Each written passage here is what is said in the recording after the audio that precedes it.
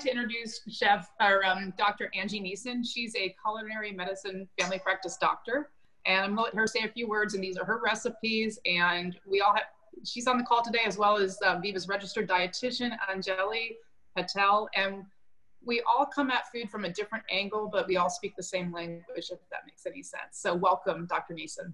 Thank you.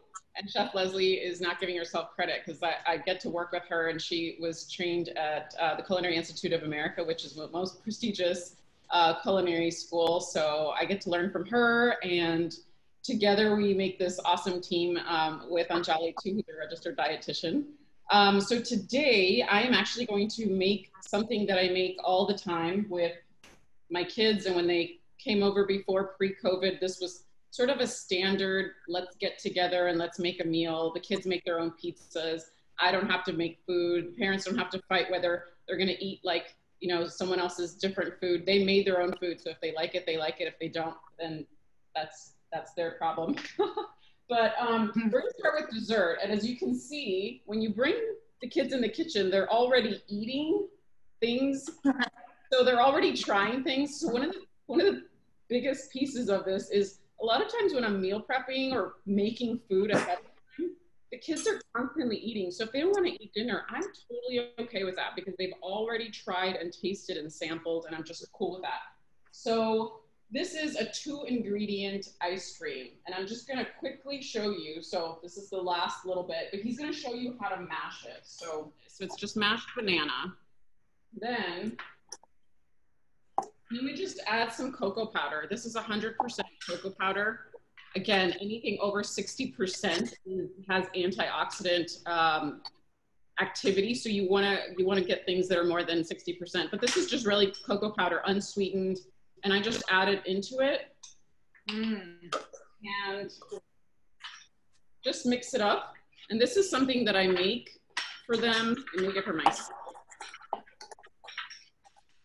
Now, does Elliot make a lot of this himself, Elliot?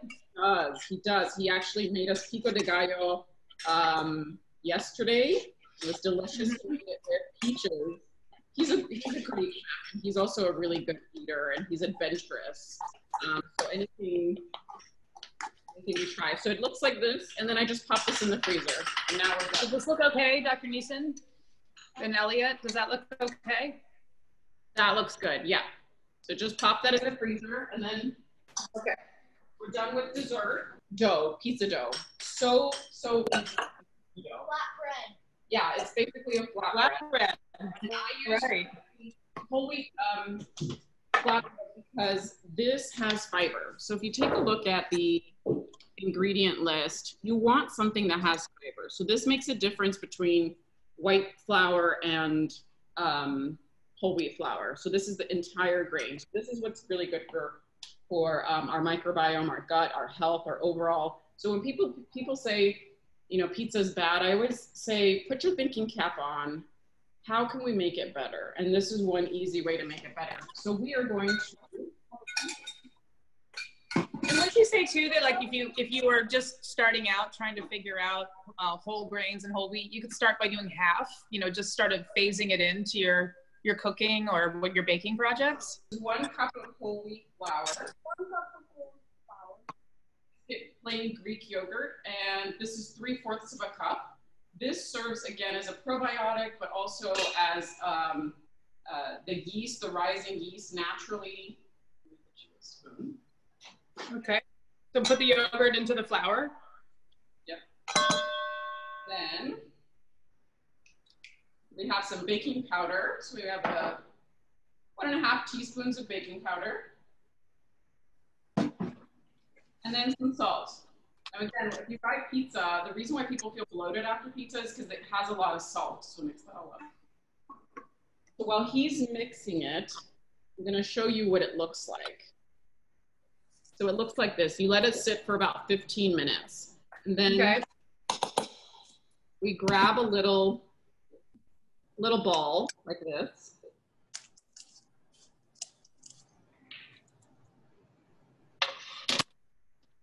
And what takes me back to my pastry days.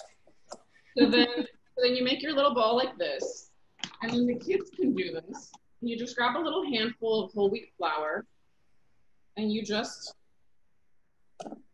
flatten it out. It's on the floor. Not on the floor. On the. Did you say like the size of a golf ball or so? I would say the size of a golf ball, and then just kind of work at it. You don't even have to have a rolling pin. Just have the kids. Okay. So the thing about kids in the kitchen is they love to use all of their senses. So even if they're not eating it, if they're just playing with the food, I am a happy mom when that happens because they're using their senses regardless. So they're seeing it, they're feeling it, they're smelling it. And most kids love to just get their hands, you know, in there and play with Play-Doh or play with pizza dough. So once you kind of have a little bit of a circle like this. Mm-hmm. Elliot, do you make a little circle? Yeah. Okay. So come over here. Okay. Why don't you come right here? And where's that other one? Pizza dough that I have. Okay. Got a little ball for Elliot. Roll it right here. And so I make a bunch of these and I just have them throughout the week. And that way I can have pizza well too. And you can just drop them. But if you make a bunch of these, then you can have pizza anytime and not feel guilty about it. And So you'll usually make one, or Dr. Neeson, will you make maybe on a slower day 1 or 2 times the recipe and then just kind of roll them out and cook them? And that way when anybody's hungry, they can come in the kitchen and make a quick flatbread or pizza or even a breakfast item? I've learned that if I don't double it, by the time I'm done making these, they're already gone because everybody— This is the whole dough to make a pizza. It had a little bit of holes, but when you kind of press on it and cover it, then you can work it through. Cool. This is my pizza dough. Okay. And then I just have to put cook it and then put toppings. Well, let's cook it. It's just a regular flat pan. You can use a regular pan. I've done it on a regular pan. You just put it on for about a minute. Okay. So Dr. Neeson, at your house, like if you were bringing this out for dinner, would you, like you said, you just would have the vegetables already roasted, maybe the onions caramelized, and then some pizza sauce, and people can just come out and make whatever they want during that time frame. Exactly. So here we go. We have this on. It should have been pretty hot, but I forgot to turn on the stove. But what'll happen is it starts to get a little bit hot on the bottom, and then you can flip it over. And then that becomes, you can make them whatever sizes, whatever shapes you want as well. Elliot, have you ever made have you made different shapes of these? We haven't made different shapes, have we? Like a square? We made like a square? We made things. No, I don't think we have made any different shapes. Maybe a square. I think that's the only thing we've made. But okay, so let's get our toppings ready. So this is another piece where I bring kids in the kitchen because if they can help me chop, that always makes for the week so much better. So I'm gonna show you quickly what kids can do. So you get like a triangle. Oh yeah, we've made triangles before, yeah. Is you get like little florets like this and you break them apart. And so they just break them apart, and that's one easy little step that's happening. And then that way you roast them all. And then don't throw this part away because this is the broccoli stem, and I usually just put this in the freezer, and this is like your cauliflower ice. Cool. I literally just throw it in there, and then now you just have extra vitamins in your smoothie. Easy, like free, like almost free nutrition. It's interesting, like how much people will throw away without even realizing what they're doing. Can I use this one?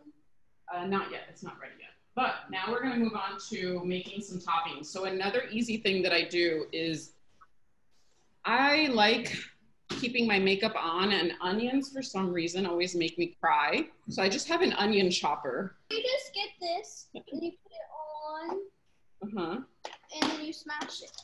Oh, that's cool. Wow. Yep. And it comes all out from the bottom.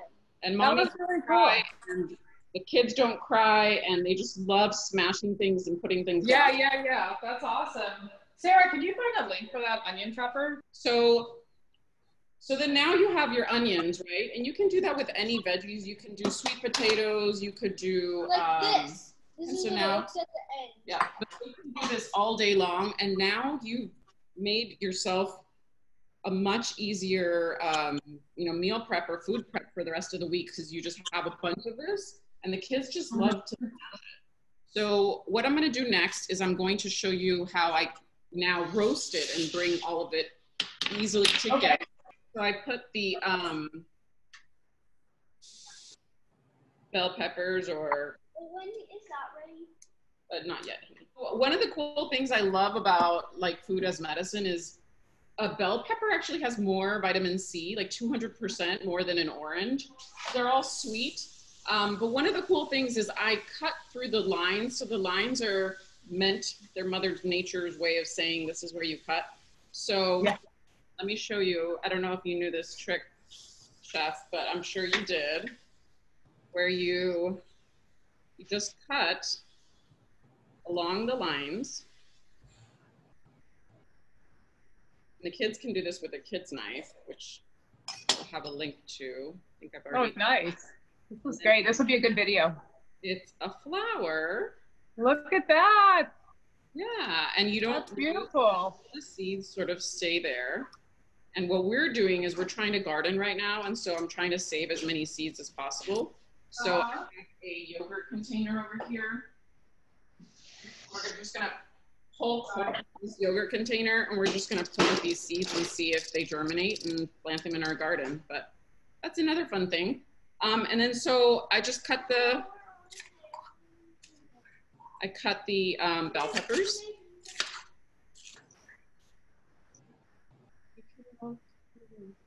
You want to show them how to caramelize vegetables? Because that's another fun way to make it delicious as a topping.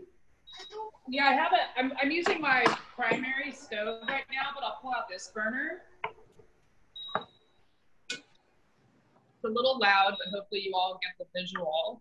So onions have they do have some natural sugar, and what happens when you apply heat to them is they brown and caramelize, and they become really sweet. So I'm a person who, for whatever reason, it's not right or wrong, it just is, that doesn't love raw onion. But I really like caramelized onion. And the other thing is I've noticed that caramelized onion, once you do them, make a batch of them, they'll actually last in your refrigerator for a while. So we'll use them on different things throughout the span of a couple of weeks.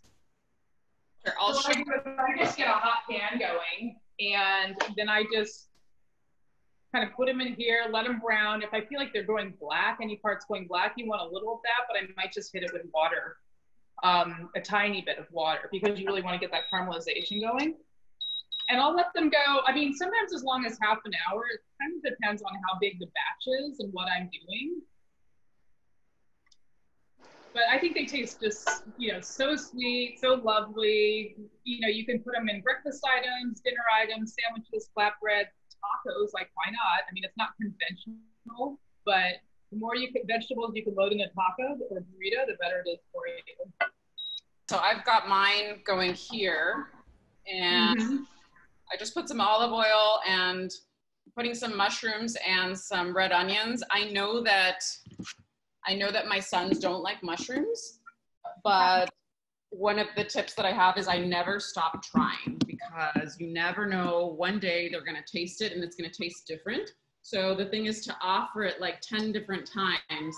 It takes 30 times. Studies show that it takes 30 times for the kids to actually sometimes try it. And, wow. Yeah. So and I think it's one of those things, even as an adult, I mean, I can just speak anecdotally, but like for whatever reason, I detested eggs growing up. And it wasn't until I was about 45 that I actually started liking eggs. I mean, I wouldn't eat them.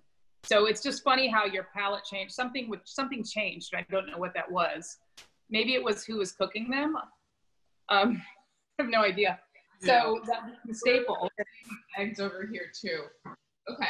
So the other thing about roasting vegetables and tools that you can get is I like getting a paintbrush like this and then just having the kids paint the olive oil on the roasted vegetables. That's a great idea.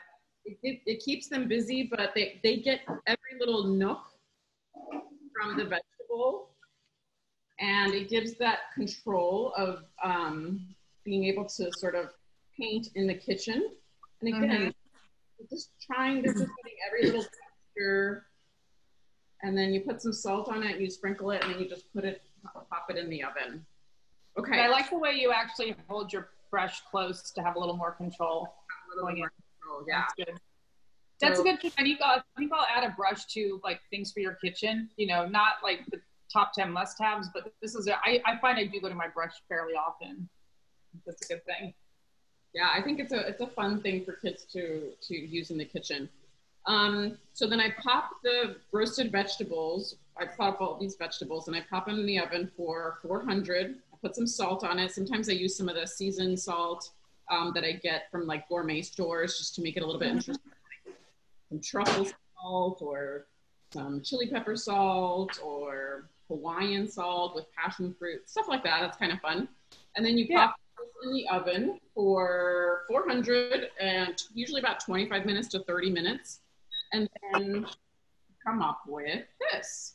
Here I have some fresh tomatoes that I just chopped up. Here I do have some vegan sausage. It's actually vegetarian sausage.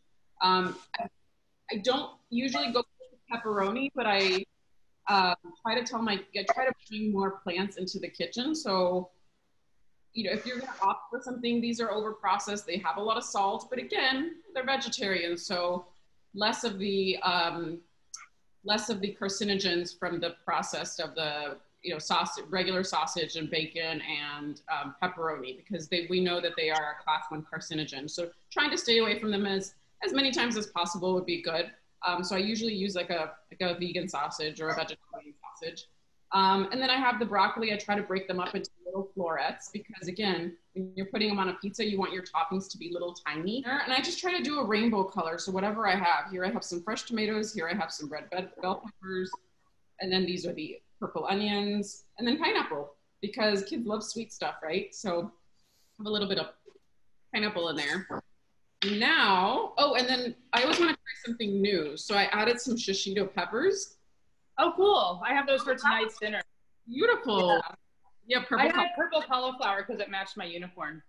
Oh, I love that. No, I probably go through like 4 or 5 calls. I love cauliflower. That's so cool. What else do you have on there?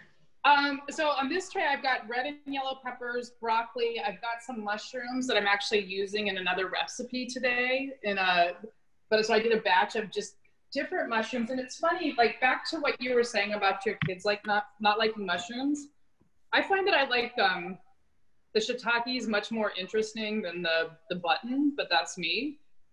I could sort of take or leave the button mushrooms. And then I had some enoki mushrooms that I found. These little tiny guys right here. So that's what I'm using. Nice, nice. I'm just normalizing these because I like them.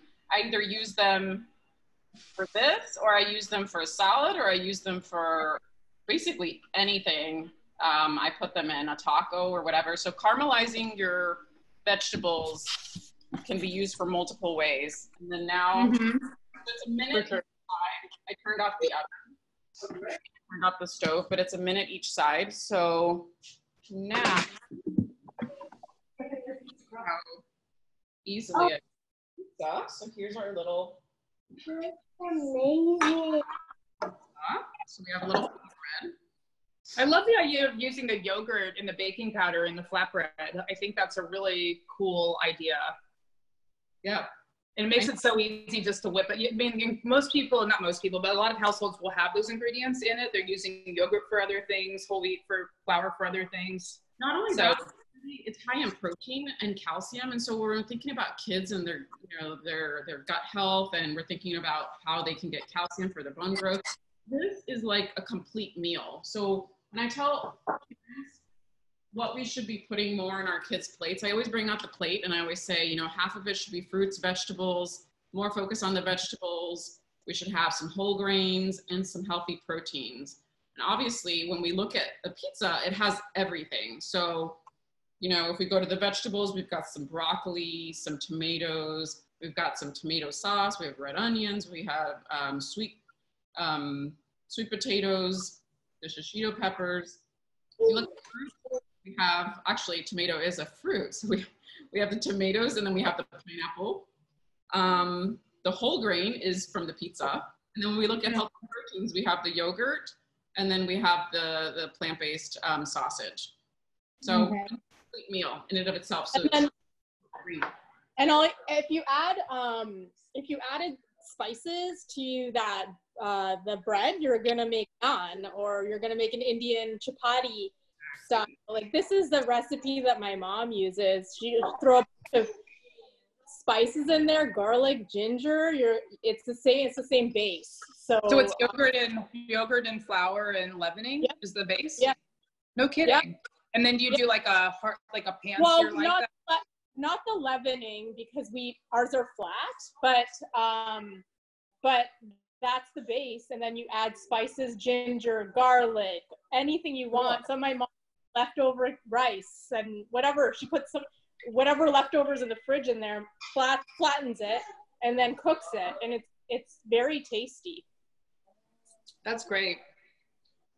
And I think I don't know if Carmen, I'd like to see you on this call. I know you were on our last call, so this is great. I hope you're able to see all this, and feel free to put any feedback or tips or things that jump out at you in the chat. And I usually make my own, so now let's go to the pizza sauce, because that's kind of an important thing. So I usually make my own pizza sauce because it's really easy. All you have to do is just get some tomatoes, make them break down, put a little bit of tomato concentrate, put some herbs in there. Sometimes I use carrots to make it a little bit sweeter, and add an extra vegetable in there. And then obviously onion and garlic, so you're getting more vegetables. So studies show that a healthy gut bacteria that prevents chronic disease is having 30 or more plants a week. So again, if I can make it myself, great. But, you know, Unicorn Tuesday does not live in my house sometimes. So sometimes Unicorn Tuesday. Sometimes you have to buy it. So when I'm looking at the labels, I usually go with ones that have the no added sugars. So this one has no added sugars. And so that's one of the things that I look at, because they always add sugar to this to make it more enticing. So if you get pizzas from like the frozen ones or the ones out and about, they're just adding sugar to it. And that's how they get people to get more. When you add sugar, you add fat, and you add salt. It's a perfect combination. And people obviously want more. So again, here I have my pizza flatbread. Carmen likes to add fresh basil leaves to her pizza. Nice. Yeah, for sure. For sure. Great addition. So we've got a little bit of, I'm ready to try this. The tomato sauce. Oh, this is really good. I'm trying it without the pizza, without the toppings. I know. And Dr. Neeson, I think to your point, you know, what I've noticed with the well-made commercial pizza sauce products, a lot of them do add carrots, and I think that sweetness is so, like, it's really good, and it also bodes well for the viscosity for the pizza sauce. Yes, I agree. And the double concentrate tomato sauce puree, I like doing that too, because again, just have that we concentrate the tomato sauce. This crust is fantastic, by the way. I mean, just sitting here eating the crust. It's really good. Oh, isn't it so? It's so easy too. It's so good. It's so good.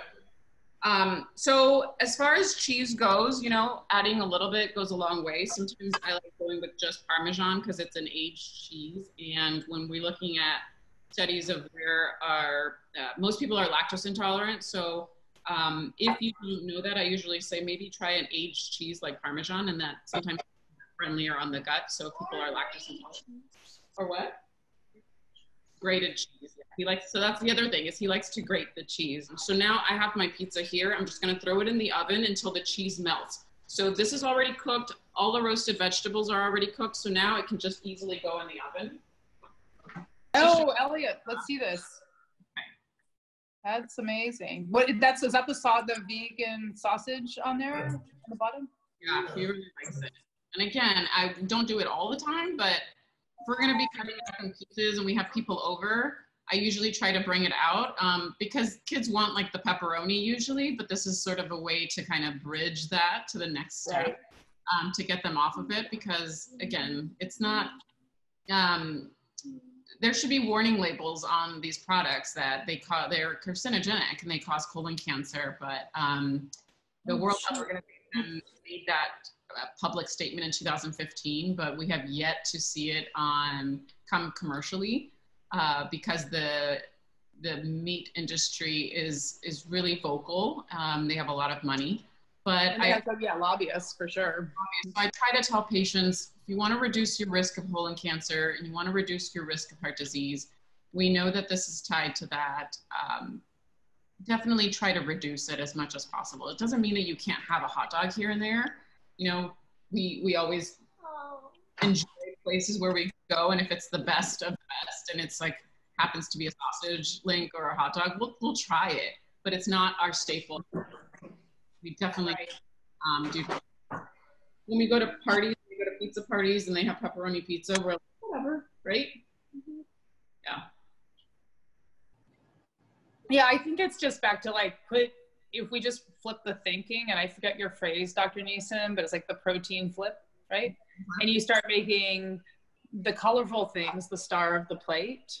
You know, I think you get, and also flax and hemp seed, and also the star of the chia seed, the star of like, but you put those things in fiber and color and make that the star. And I think that most people will feel like their eating is better because of that. He's just devouring this. Let me go see. Did you get your ice cream all out? Mm-hmm. Yeah, I have it out. Does it look like it's servable, like ice cream looking? Well, I did two. I did one a little earlier. So I had really ripe bananas. So the more sugar, it's going to take longer to freeze. And so this probably took 2 hours to set because it had a sugar. But it does set. It's like a fudgicle. You know, it really is good and tasty. And what I like about that is sometimes the kids will want to put toppings on it, and so I just give them again a variety, so a colorful variety. I'll put some raspberries, chia seeds, hemp seeds. So I'll do mine now. So I'll serve it in a way that I would serve it. I think you could probably put chopped up spinach in there or broccoli, frozen broccoli in there. You're probably right. This is really good. The frozen broccoli florets, like just the flower parts, they will crumble really nicely in there, I think. So I usually get a little ice cream scooper. Mine's not set yet. It still needs a little bit of time, but I'm just going to show you guys quickly what I do. Yeah. Sometimes I just do a mousse. For some reason, my younger child isn't crazy about ice cream, but he likes pudding.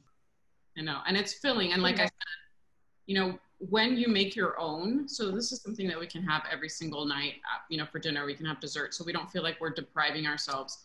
But like I've always told my patients, when someone else makes the ice cream and makes the ingredients and puts the fat, the sugar, and the salt in there, perfectly combined with a whole marketing team, you're not just going to have one little spoonful. You are going to eat the whole tub. That is what, agreed, 100%. That's how they made it and market it, so that you do that. And then you go back to the store and you want more. Whereas if you made this yourself, you could not eat 15 bananas and doing this, because you have a stomach ache. Also too, back to, you know, other, you know, reasons that tie into this is I've seen so many people throw ripe bananas away. You know, when they don't like them when they get spots on them. I'm like, just mush them or cut them up and freeze them or puree them and freeze the puree so you can make something out of them. I like that the pizza, the dough is all different, like it could be any shape. I think that's really great. And it's you know, the perfection in the kitchen is just, that's also unicorn world sometimes. So it's nice to see that you know, have any shape, it's going to be equally as delicious. Any thickness, like, I mean, he made this one a little bit thicker, this one a little bit thinner, but they're all going to be good no matter what. And then he can pick whatever veggies he wants. Thank you. Thank you, ladies. Everybody. Yeah. Nice to meet you, Elliot. I really appreciate seeing all the cooking and skills going on over there. So I will see you all later. Talk to everybody soon. Thanks, Sarah.